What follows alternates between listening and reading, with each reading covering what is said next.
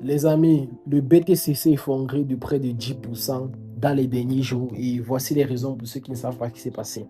On a vu dans les derniers jours que tous les marchés signaient. Les gars, c'était grave. Je vous assure que c'était vraiment grave. On a près de 2000 personnes qui sont parties comme ça. Il y a un trader, un influenceur, comme vous avez vu un peu passer partout sur la toile. Quand on l'a vu, il est dans sa Lamborghini. Il a perdu près de 30 millions de dollars.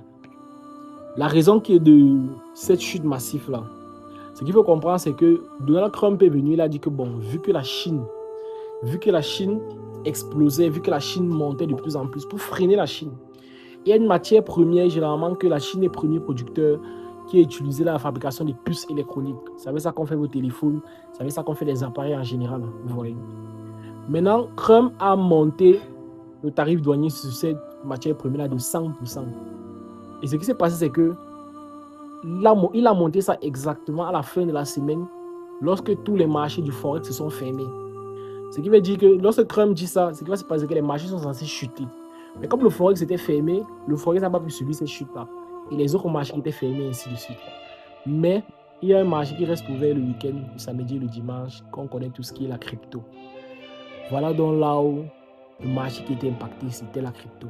Ça a subi une chute. On a vu le BTC qui était de près de 100, plus de 120 000, descendre à 111 000, perd près de 10% de sa valeur. Et on sait que quand le Bitcoin chute, tous les autres actifs se mettent à chuter avec le Bitcoin.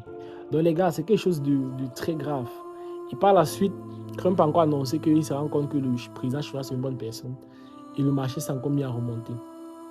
On ne sait pas si c'est une manipulation des grands, des milliardaires, dans le but de gagner beaucoup d'argent. Parce que les milliardaires peuvent généralement faire ça pour une opération dans laquelle, pap, et généralement, c'est aussi un disque qu'on appelle généralement le délit d'initié, dans le but de gagner de l'argent.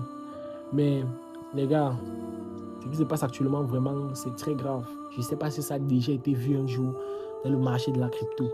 2000 personnes, près d'1 million de traders qui ont été liquidés.